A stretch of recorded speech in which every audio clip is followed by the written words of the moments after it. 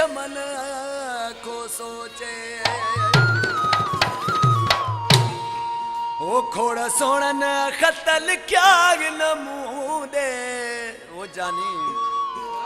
नथी कढे दिल मुझी कहीं दे दे ओ अल्लाह करे यार साॻियो ठही पे ओ मौला करे यार साॻियो ठही पे खोड़ सोणन खतल क्या नमूदे नथी कढे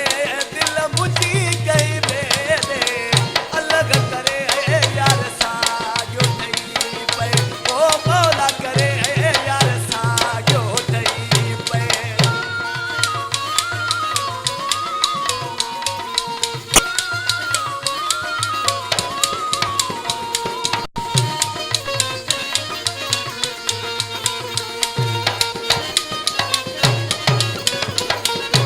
ओ यार पुराणो वफादार हूंदो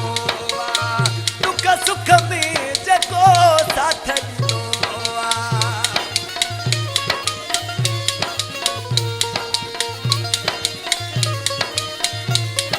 ओ यार पुराणो वफादार हूंदो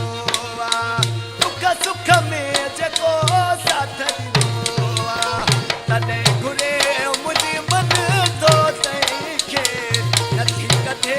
दिल मुंहिंजी कई बेरे ओ अलॻि करे यार साॻियो ठही पे ओ मौला करे यार साॻियो ठही पे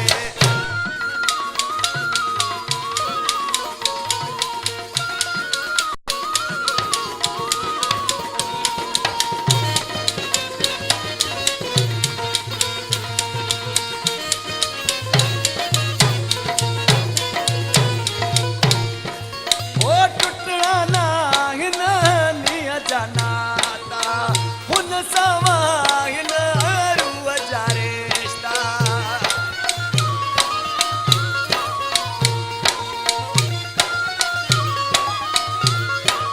ओ टुटणा ना हिन नीअ जा नाता हुन सां हिन रूह जा रिश्ता नथो सिखा उनखे ई मां छॾे नथी कढे दिल मुंहिंजी कई बेरे अलॻि करे यार साॻियो ठही पे ओ मौला करे यार साॻियो ठही पे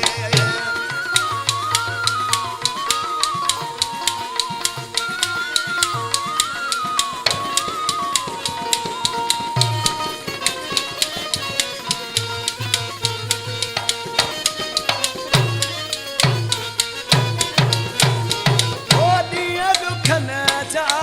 नेठत ईंदा मोटी मोजा सजण ईंदा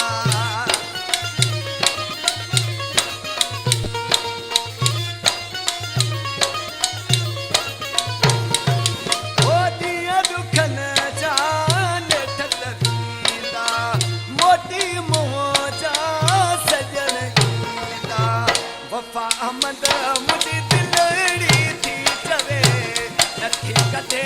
दिल मुंहिंजी कई बेरे ओ अलॻि करे यार साॻियो ठही पे ओ मौला करे यार साॻियो ठही पे ऐं खोड़ सोणन कतल क्या नमूदे